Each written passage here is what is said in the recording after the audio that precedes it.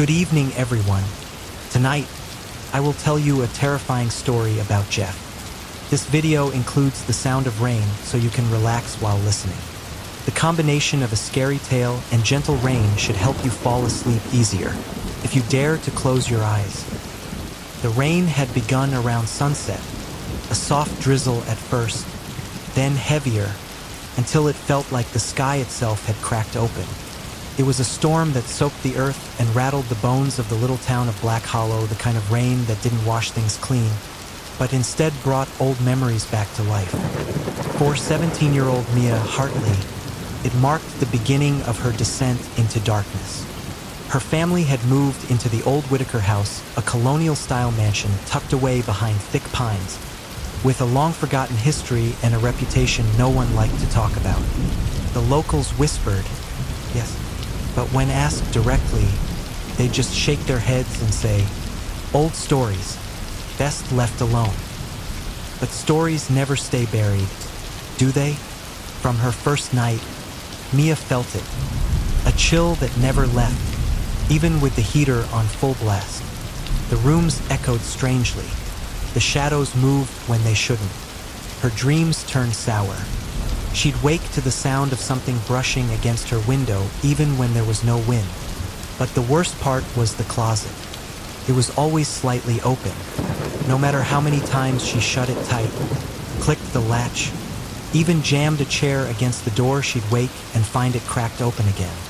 One morning, she found a crude drawing taped to her bathroom mirror. A smiling face, no eyelids, a blood-red grin stretched too wide. Below it were 3 words, scratched deep into the glass with something sharp. "Go to sleep." Her parents told her she was imagining things. Her dad blamed stress. Her mom blamed the move.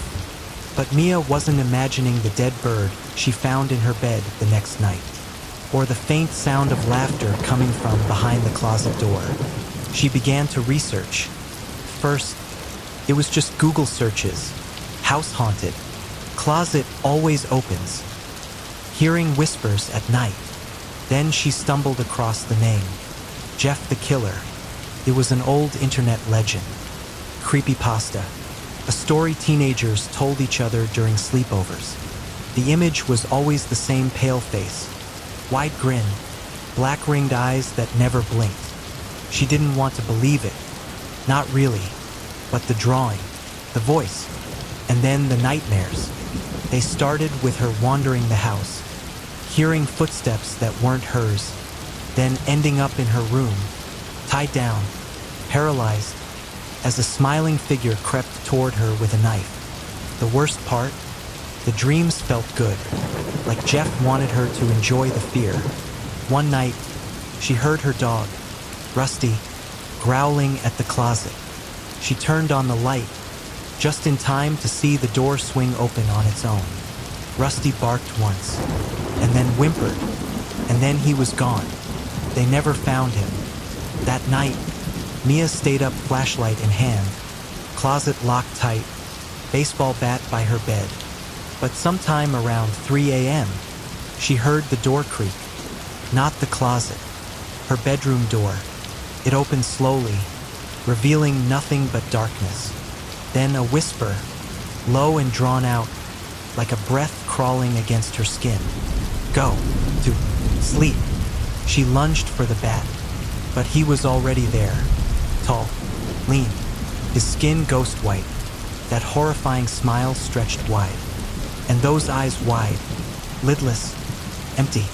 She swung, but Jeff moved like smoke. He grabbed her wrist, twisted it, and leaned in close. "You're different," he said. His breath was ice. "You don't run." She kicked him hard and managed to break free, diving through the window and falling into the wet grass below. She ran barefoot into the woods, bleeding, panting, screaming. She didn't stop until dawn. The next day, the house was empty. Her parents were gone. No signs of struggle. No blood. Just silence. She called the police. They searched. They asked questions. They didn't find anything, except one thing.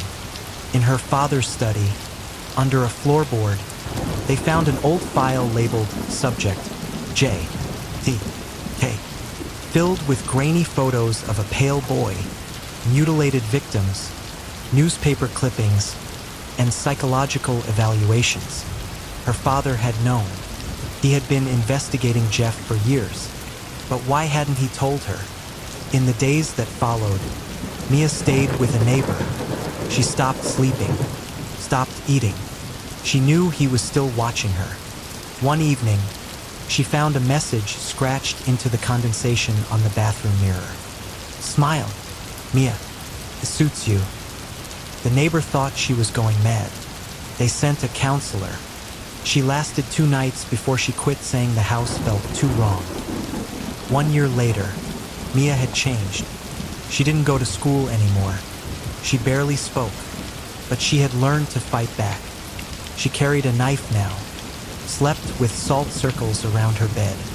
She moved from motel to motel, always watching. She wasn't the only one. Online forums were full of whispers, people seeing Jeff, people vanishing, notes left behind, always the same words: go to sleep. She began tracking the disappearances, and then she found someone else, a boy named Aaron. His sister had vanished after seeing Jeff. They joined forces, comparing clues, sharing nightmares. The more they uncovered, the deeper the legend got. Jeff wasn't just an urban myth. He was real, and worse, he was evolving. They planned to confront him. They bought weapons, set traps, booked a remote cabin where Jeff had been spotted weeks earlier. They lit candles, placed cameras, baited him with photos and mock articles. They waited and waited until the rain came, a knock at the door, then silence. Aaron stepped out to check. He never came back in. Mia watched through the window in horror as his limp body was dragged into the woods. She tried to run, but Jeff was already inside. She screamed. He smiled. "Now you're ready." He lunged. She stabbed him. Once, twice. He laughed, blood soaking through his hoodie. Then everything went black. Mia woke up 2 days later in the hospital. Again, no sign of Aaron, no sign of Jeff. Just another story no one would believe. But this time, she brought something back. A photo, blurry, dark, but unmistakable. Jeff's face, smiling, waiting. Now, she travels from town to town, warning others, telling her story. Some listen, most laugh, until they disappear, until the rain starts, until they hear the whisper, "Go to sleep."